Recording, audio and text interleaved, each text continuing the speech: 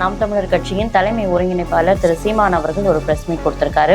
மத்திய அரசால கொண்டு வரப்பட்டிருக்க இந்த ஜிஎஸ்டி வரி விதிப்பு விலக்கு இது வியாபாரிகளை பாதிக்கும் ஒரு விஷயமா இருக்கு. வியாபாரிகளை பாதிக்கும், பொதுமக்களை பாதிக்கும். ஜிஎஸ்டின்றது வந்து மக்களுக்கு ஒரு பெரும் பிரச்சனையா இருக்குது, வியாபாரிகளுக்கு பெரும் பிரச்சனையா இருக்கு. வியாபாரிகள் நலச்சங்கம் தானே இதை முன்னெடுத்து செய்யணும்ல சார்? அவங்க செய்யறாங்க, செய்யலங்க. மத்திய அரசு நீங்க வந்து மக்கள் நலன் மீது தானே இந்த நடவடிக்கை எடுத்திருக்கீங்க. வியாபாரிகளின் பிரச்சனை அரசுக்கு கொண்டு சேர்க்க வேண்டிய கடமை வியாபாரிகள் நலச்சங்கங்களுக்கு இருக்கு. அப்ப அரசுக்கு இல்லையா? வியாபாரி தானே, அவரும் மக்கள் தானே. மோடி வந்து ஒரு வடநாட்டை சேர்ந்தவர். அவர் தமிழ் பேசும்பொழுது அது நம்மளுக்கு பார்க்கறதுக்கு கொஞ்சம் வித்தியாசமாக தோன்றலாம். ஆனா திரு விஜய் அவர்கள் ஈழத்தமிழர் பிரச்சனையை பேசுறதை வந்து இதோட ஒப்பிடுறதை எப்படி பாக்குறீங்க சார்?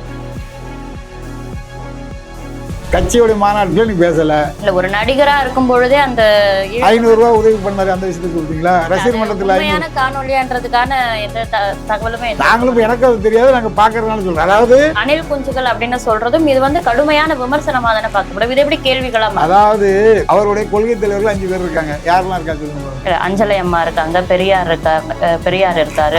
அப்படியே இருப்பான். அஞ்சலி அம்மாள் அவர்கள் யாரு? பெரியாருங்கிறவர் யாரு? பெரியார் வந்து திராவிடத்தை போதித்தவன், பகுத்தறிவாளர்னு சொல்லப்படுது. அஞ்சலி அம்மாள் பெண் விடுதலை போராட்டத்தியாகி, சுதந்திர போராட்டத்தியாகி.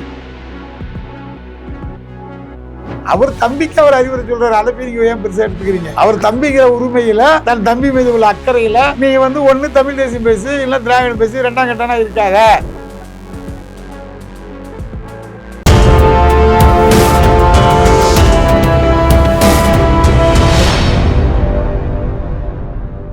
தமிழ் நேயர்களுக்கு வணக்கம். இன்றைக்கு நம்ம கூட தமிழ்நாடு நாடார் சங்க தலைவர் திரு முத்துரமேஷ் நாடார் சார் அவர்கள் தான் இணைஞ்சிருக்காங்க. வணக்கம் சார். வணக்கம். சமீபத்தில் பார்த்தீங்கன்னா நாம் தமிழர் கட்சியின் தலைமை ஒருங்கிணைப்பாளர் திரு சீமான் அவர்கள் ஒரு பிரஸ் மீட் கொடுத்திருக்காரு. மத்திய அரசால கொண்டு வரப்பட்டிருக்க இந்த ஜிஎஸ்டி வரி விதிப்பு விலக்கு இது குறித்து அவர் நிறைய விஷயம் பேசியிருக்காரு.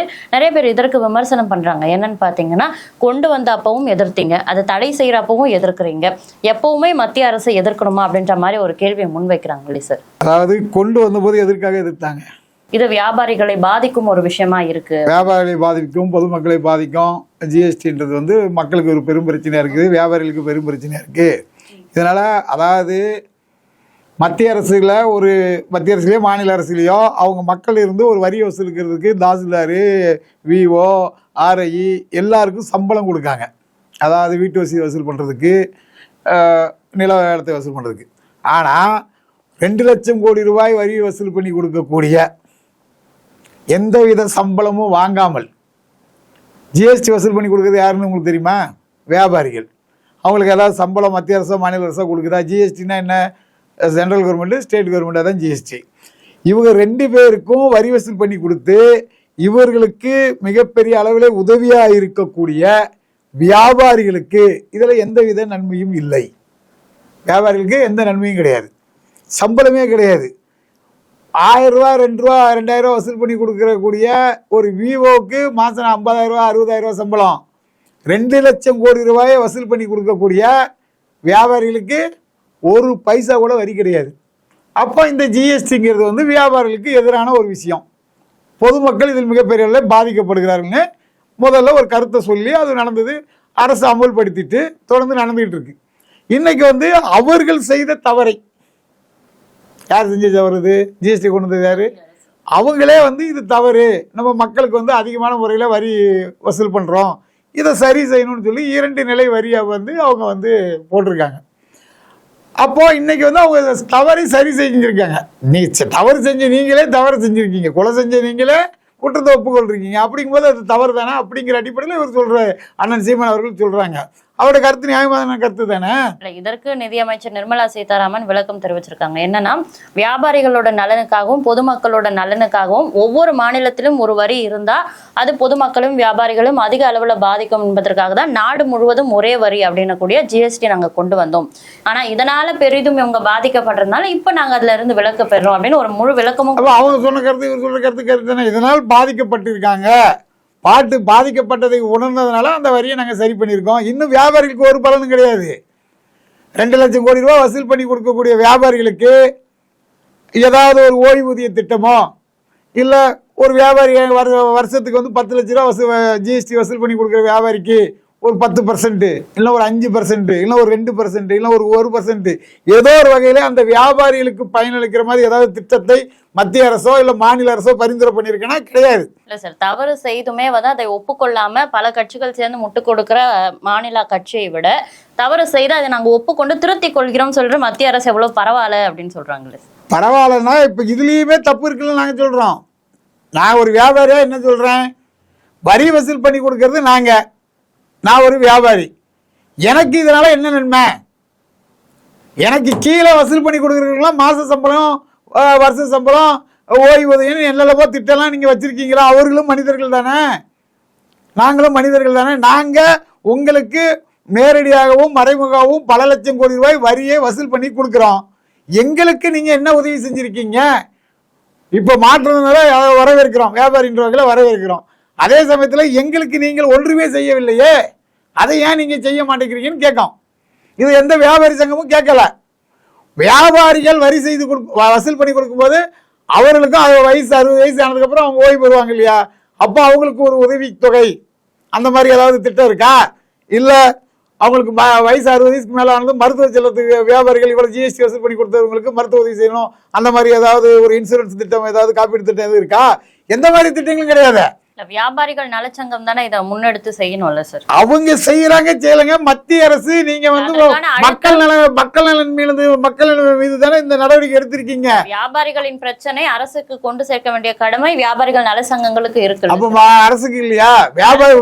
வியாபாரி தானே, அவரும் மக்கள் தானே. உங்களுக்கு உதவி செய்யக்கூடியவர்கள் யாரு? உங்க துறை சார்ந்தவர்களுக்கு பல கோடி ரூபாய், பல லட்சம் கோடி ரூபாய், பல லட்சம் கோடி வருமானத்தை ஈட்டி தர்றது யாரு? அப்போ அவங்க நலன்ல நீங்க ஏன் தனியாக அக்கறை காட்டக்கூடாதா? அக்கறை காட்டலாமே. வியாபாரி சங்கங்கள் என்பது, வணிகர் சங்கங்கள் என்பது வணிகர் சார்ந்த பிரச்சனைகளுக்காக போராடுறாங்க.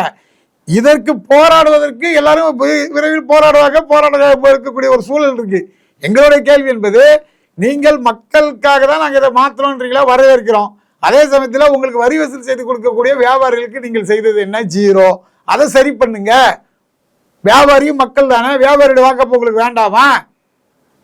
உங்களுக்காக கஷ்டப்பட்டு உழைத்து பணத்தை சேர்த்து கொடுக்கிற வணிகனுக்கு நீங்கள் என்ன செய்கிறீர்கள்? அதை செஞ்சு கொடுங்க அப்படின்னு தானே கேட்கும். திரு விஜய் அவர்கள் குறித்தும் அந்த பிரஸ் மீட்ல திரு சீமான் பேசியிருந்தாரு. என்னன்னா, விஜய் அவர்கள் ஈழத்தமிழர்கள் பிரச்சனை குறித்து பேசுறாரு. அவர் இப்படி பேசுறது வந்து பிரதமர் மோடி அவர்கள் வந்து தமிழ் பேசும் விதத்துல இருக்கு அப்படின்னு சொல்றாரு. மோடி வந்து ஒரு வடநாட்டை சேர்ந்தவர், அவர் தமிழ் பேசும் பொழுது அது நம்மளுக்கு பார்க்கறதுக்கு கொஞ்சம் வித்தியாசமாக தோன்றலாம். ஆனா திரு விஜய் அவர்கள் ஈழத்தமிழர் பிரச்சனையை பேசுறத வந்து இதோட ஒப்பிடுறத எப்படி பாக்குறீங்க சார்? அதாவது அவங்க அண்ணனுடைய கருத்து என்ன அப்படின்னு கேட்டீங்கன்னா, கட்சி ஆரம்பிச்ச போது இதை பத்தி நீ பேசல, கட்சியோட மாநாட்டில் நீ பேசல. இல்ல ஒரு நடிகரா இருக்கும் பொழுதே அந்த 500 ரூபாய் உதவி பண்ணாரு, அந்த விஷயத்த சொல்றீங்களா? ரசிகர் மன்றத்தில் காணொலியான்றதுக்கான எந்த தகவலுமே நாங்களும் எனக்கு அது தெரியாது, நாங்க பாக்குறதுனால சொல்றோம். அதாவது ஈழத்தமிழர்கள் பிரச்சனைகளை எம்ஜிஆர் காலத்திலிருந்து உதவி செஞ்சுட்டு வரக்கூடியவர்கள் இருக்காங்க, நடிகர்கள் நிறைய பேர் இருக்காங்க, அதெல்லாம் சரி. இப்போ இவர் ஈழத்தமிழர்கள் பிரச்சனை இன்னைக்கு தான் பேசியிருக்காரு. கட்சி ஆரம்பிக்கும் போது தீர்மானமாகவோ கட்சி தெய்வம் மீட்கணும், ஈழத்தமிழர்களுடைய பிரச்சனைக்கு ஆதரவாக நாங்கள் நிற்கிறோம் அப்படிங்கிறத தீர்மானம் போட்டிருக்காரா? கிடையாது. அப்போ அதை அவர் சொல்கிறார், நீ என்னமோ புதுசாக வந்துக்கிட்டு இப்போ எதுக்கு சொல்கிறா? நீ ஆரம்பத்திலே அதை செஞ்சுருக்க வேண்டியதானே.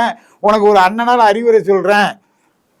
இப்போ மற்றவங்க வந்து உனக்கு அறிவுரை சொல்ல மாட்டாங்க, அவங்க என்றைக்கா ஒரு நாள் உன்னை அடிப்பாங்க. நான் வந்து என்னுடைய சொந்த தம்பி போல் உனக்கு அறிவுரைகளை ஆலோசனை சொல்கிறேன். அது சரியாக இருக்க பட்சத்தில் அதை ஏற்றுக்கிட்டு நட அப்படின்னு சொல்றாரு ஒரு அண்ணனா. அதுல ஒன்றும் தப்பு கிடையாது. இல்ல, நான் அண்ணனா கேள்வி கேட்கிறேன், அதற்கு தம்பி பதில் சொல்லட்டும் அப்படின்றது வேற சார். ஆனா நீ லாரியில அடிபட்டு சாவ அப்படின்னு சொல்றது, அணில் குஞ்சுகள் அப்படின்னு சொல்றதும் இது வந்து கடுமையான விமர்சனமா தானே பார்க்கப்படும். இது எப்படி கேள்விகளா? அதாவது அவருடைய கொள்கை தலைவர்கள் 5 பேர் இருக்காங்க. யாரெல்லாம் இருக்கா சொல்லுங்க. அஞ்சலை அம்மா இருக்காங்க, பெரியார் இருக்காரு. அப்படியே இருப்பான். அஞ்சலை அம்மா அவர்கள் யாரு? பெரியாருங்கிறவர் யாரு? பெரியார் வந்து திராவிடத்தை போதித்தவன், பகுத்தறிவாளர்னு சொல்லப்படுது. அஞ்சலி அம்மாள் பெண் விடுதலை போராட்ட தியாகி, சுதந்திர போராட்ட தியாகி. இந்த நாடு சுதந்திரம் அடைவதற்காக பல்வேறு தியாகங்களை செஞ்சு ஐஎன்ஏ என்று சொல்கின்ற இந்திய தேசிய ராணுவத்தில் பணியாற்றிய அஞ்சலி அம்மாளையும் ஒழுங்கை தலைவராக வச்சுக்கிட்டு, வெள்ளைக்காரன் இந்த நாட்டை வந்து விட்டு போகக்கூடாது, நாங்கள் வெள்ளைக்காரர்களுடைய அடிமைகள், வெள்ளைக்காரர்களுடைய ஆட்சி தான் இருக்கணும், இந்தியாவுடைய சுதந்திரம் வந்து துக்கதுன்னு சொன்ன பெரியாரும் 2 பேரும் கொள்கை தலைவர்னு சொன்னால், நீ வந்து ஒன்று பெரியாருடைய கொள்கையை எடு, இல்லைனா அஞ்சலி அம்மாள் கொள்கையை எடு. ரெண்டாம் கட்டானா நிக்காத, ஒரே கொள்கை, ஒண்ணு தமிழ் தேசியம் பேசு இல்ல திராவிடம் பேசு, ரெண்டு இல்லாம எதுக்கு ரெண்டாம் கட்ட வேலையை பண்ற அப்படிங்கறதான் அவர் அப்படி சொன்னாரு. அதை நீங்க லாரியில் அடிபட்டு சாவோம் அப்படிங்கிறது ஒரு சாதாரண கிராம வார்த்தை. அதுக்காக விஜய் சாகணும்னு அவர் சொல்லுவாரு, அப்படி கிடையாது. கொள்கை ரீதியாக கொள்கையில் முரண்பட்ட இரண்டு தலைவர்களை நீ கொள்கை தலைவரை வச்சிருக்கும் போது தப்பு. ஒரே மாதிரியான சிந்தனை உள்ள ஒரே ஒத்த கருத்து உள்ள தலைவர்களே வை அப்படின்னு சொல்றாரு. இதுல என்ன தப்பு இருக்கு? இது போன்ற கேள்விகளை வைக்கும் பொழுது இது என்னுடைய கேள்வி, இதற்கு உங்களுடைய நிலைப்பாடு என்ன, உங்களோட நிலைப்பாடை தெளிவுபடுத்துங்க அப்படின்னு சொல்றது வேற. ஆனா நீ இந்த பக்கம் நிக்காம அந்த பக்கம் நின்னா நடுவுல நின்னா லாரி அடிச்சு சாவிப்போம். ஆமா, ரோட்ல நடுவுல லாரியில அடிபட்டு போவான்னு சொல்லியிருக்காரு. அவரோட விமர்சனம் அப்படின்னு அதாவது இப்ப எங்க ஊர் பக்கத்துல எல்லாம் பாத்தீங்கன்னா நாங்க அண்ணன் தம்பி அடிக்கும் போது எல்லாம் கெட்ட வார்த்தை போட்டு திட்டிடுவாங்க. வேற ஒருத்தர் திட்டா விட்டுருவாங்களா? அவர் தம்பிக்கு அவர் அறிவுரை சொல்றாரு, அதை போய் நீங்க ஏன் பெருசா எடுத்துக்கிறீங்க? அவர் தம்பிங்கிற உரிமையில, தன் தம்பி மீது உள்ள அக்கறையில நீங்க ஒண்ணு தமிழ் தேசியம் பேசு இல்ல திராவிடம் பேசு, ரெண்டாம் கட்டானா இருக்காத அப்படின்னா உனக்கு யார் யாரெல்லாம் அடிப்பாங்கடா, நீ தேவையில்லாம அடிபடுவ அப்படின்னு அவரை பாதுகாக்கிற வகையில அவர் சொல்லியிருக்காரு. நீங்க எடுத்துக்க கூடாது. நாம் தமிழர் கட்சியை போன்றே தமிழ் தேசியம் பேசக்கூடிய மற்றும் ஒரு கட்சி தான் தமிழக வாழ் உரிமை கட்சி. இந்த கட்சி கூட்டணியில இருக்கிறது எங்கன்னு பாத்தீங்கன்னா திமுகவோட கூட்டணியில இருக்காங்க. திமுக ஈழ படுகொலையை ஆதரித்த ஒரு கட்சி அப்படின்னே சொல்லப்படுது. அவங்களோட கூட்டணி வைக்கும் பொழுது இதுவும் ஒரு கொள்கை முரண்தானேன்னு சொல்லிட்டு இந்த விஷயத்திலும் கடுமையான விமர்சனங்களை முன் வச்சிருக்கலாம். அது ஏற்கனவே அவங்க வச்சுட்டு தான் இருக்காங்க. அதாவது திமுகவோட கூட்டணி அளவுக்கு வைக்கல அப்படின்னு நினைக்கிறேன் சார். தமிழக அளவுகோல் எப்படி படிங்க? அதாவது உங்க சொந்த விஜய் அவர் சொந்த தம்பி மாதிரி பாக்குறாரு. விஜய் பல்வேறு முறை அவர்கிட்ட ஆலோசனை பெற்று இருக்கிறாரு. கட்சி நடத்துறதுக்கு முன்னாடி தன்னோட கருத்து கேட்டிருக்காரு. சீமான் அவர்கள் சொல்லிதான் நான் திமுக கூட்டணியிலே சேர்ந்தேன்னு சொல்றாரு. அப்ப அவர் தம்பி இல்லையா? அவர் அண்ணன், இவரோட வயசு அதிகம் அவருக்கு. அவர் சகோதரன். இப்போ திமுக முழுக்க முழுக்க தமிழர்களுக்கு எதிரான கட்சி, ஈழத்தமிழர்களுடைய படுகொலைக்கு துணை போன கட்சி அப்படிங்கிறது ஒட்டுமொத்த தமிழக மக்களுக்கு தெரியும். அப்படி இருக்கும்போது தெரிஞ்சே திமுகவுக்கு ஒருத்தர் போகும்போது நான் கூட்டணிக்கு போறேன், எனக்கு ஒரு சீட்டுக்கு திமுக சின்னத்துக்கு போறேன், போய் தோட அப்படின்னு சொல்லுவாங்கல்ல. அந்த மாதிரி தான் அண்ணன் வேல்முருகன் அவர்களே, அண்ணன் சீமான் அவர்கள் சொல்லியிருப்பாரு. இன்னைக்கு விஜய் அவர்களும் ஒண்ணு நீ தமிழ் தேசிய கொள்கையில உறுதியா நில்லு, நாங்களாம் உங்க கூட இருக்கோம், நம்ம எல்லாம் சேர்ந்து தமிழ் தேசியத்தை காப்போம், தமிழர்களை காப்போம், தமிழ் மொழியை நேசிப்போம், இப்படி இந்த தமிழ் சார்ந்த கொள்கைகளை முன்னெடுக்கிறாரு. நீங்க கொள்கை தலைவர்களே முரண்பாடு உள்ள தலைவர்களை வச்சுக்கிட்டு எப்படி ஒரே கொள்கையை எடுக்க முடியும்? பிரஸ் மீட்ல அவ்வளவு அழகா தெளிவா கேட்டாரு. நீங்க காங்கிரஸ் உங்களுக்கு எதிரியா நண்பனா, பிஜேபி எதிரியா நண்பனா, அப்ப இவங்க நண்பனா இருந்தா இனி ஏன் இந்த நிலை எடுப்பாடு எடுக்கணும் ரொம்ப தெளிவா கேட்டாங்களே. இதுல சொல்ல வேண்டிய விஷயம் என்னன்னா, அவருடைய கருத்து என்பது விஜயோட ரசிகர்கள், விஜயோட தொண்டர்கள் தவறுதலாக புரிஞ்சுக்கிறாங்க. ஒரு அண்ணன் தனது தம்பிக்கு அறிவுரை வழங்குவது போல அவர் வழங்கிட்டு இருக்கிறார். அந்த அறிவுரையை கேட்டு நடந்தால் விஜய்க்கு நல்லது, கேட்காம நடந்தால் பின்னாடி ஒரு காலத்துல சிந்திப்பார். இப்போ நடிகர் கமலஹாசன் வந்தாரு, டார்ச் லைட்டை வச்சு எதை உடைச்சாரு? எந்த டிவியா? இலவச கலைஞர் டிவியை உடைச்சாரு. திமுகவுக்கு எதிராக கடுமையான விமர்சனம் பண்ணாரு. திமுகவா மக்கள் நீதி மையமா அப்படின்னு சொல்லி பயங்கர சண்டை போட நடந்துச்சு. திமுகவுக்கு எங்களுக்கு தான் போட்டின்னு இன்னைக்கு விஜய் சொல்ற மாதிரி அன்னைக்கு யார் சொன்னா? கமல். எங்க போய் அவர் சரண்டர் ஆனாரு? எங்க போய் ராஜ்யசபா உறுப்பினர் வாங்கினாரு? அவர் இன்னைக்கு திமுகவுடைய ராஜ்யசபா உறுப்பினர். அதே மாதிரி ஒரு நிலைமை உனக்கு விடக்கூடாதா தம்பி? நீ ஒரு கொள்கையை எடுத்து ஒழுங்கா நின்று தமிழக அரசியல் நீ பிரகாசிக்கணும் அப்படிங்கிற அடிப்படையில ஒரு அக்கறை உள்ள ஒரு அண்ணனாக அவர் பதிவு பண்ணிருக்காரு. விமர்சனங்களை முன் வச்சுட்டு கடைசியில நான் அக்கறையோட ஒரு அண்ணனா தம்பி அவர் வைக்கிற விமர்சனமே அக்கறையோட தான் அப்படியே சொல்லி ஈஸியா முடிச்சுட்டாரு. ஆனா சமூக வலைதளங்கள்ல இவருடைய பேச்சை கேட்டு நாம் தமிழர் கட்சியோட இந்த தம்பிகள் இருக்காங்க, நிர்வாகிகளும் தாவேகாவினர் ஆதரவாளர்களும் சண்டையிட்டு கொள்ற ஒரு போக்கு நம்ம பாக்குறோம். இவ்வளவு விமர்சனங்களை வச்சுட்டு கடைசியில நான் தம்பிக்கு சொல்றேன்னு ஈஸியா முடிச்சுட்டாரு. ஆனா அந்த போர் இன்னும் நீடிச்சுக்கிட்டே இருக்கு. அதாவது இது அண்ணன் தம்பி பிரச்சனை, அண்ணனுக்கும் தம்பிக்கு நடக்கிற பிரச்சனை, அவங்களுக்குள்ள பேசிக்கிற பிரச்சனைன்னு சொல்லி ரெண்டு தரப்பும் முடிவு பண்ணிட்டா இந்த பிரச்சனைகள் சமூக வலைகள்ல ஒரு விஷயமா இருக்காது. அதற்கான ஒரு தீர்வு தான் அண்ணன் இன்னைக்கு சொல்லியிருக்காரு. விஜய் விஷயத்துல விஜய் பண்ற தவறான அரசியலை அவர் விமர்சிக்கிறார். தம்பியாக இருந்தாலும் அண்ணனாக இருந்தாலும் நியாயம் நியாயம்தான்னு சொல்லி ஒரு நாட்டாம போல அவர் அவருடைய கருத்தை சொல்கிறார். கருத்து கேட்கறது அவங்க பிரச்சனை. இருந்தாலும் அவருடைய நாளைக்கு விஜய்க்கு ஒரு பிரச்சனை யார் முதல்ல நிற்பாருன்னு நினைக்கிறீங்க? அண்ணன் தான் நிச்சயம் நிற்பாரு. அது எந்த மாற்று கருத்து வேணாம். விஜய்க்கு நாளைக்கு ஏதோ ஒரு வகையில மத்திய அரசாலேயோ மாநில அரசாலேயோ ஏதாவது பிரச்சனைகள் ஏற்பட்டால், அவருக்கு ஏதாவது நெருக்கடிகள் ஏற்பட்டால் அவரை காப்பாற்றக்கூடிய முதல் ஆளாக களத்தில் நிற்கக்கூடியவர் அண்ணன் சீமான் அவர்கள். அவருக்கு விஜய் தம்பி தான். தமிழக அரசியல் களம் குறித்த நிறைய விஷயங்களை பகிர்ந்துகிட்டதுக்கு ரொம்ப நன்றி சார். நன்றி.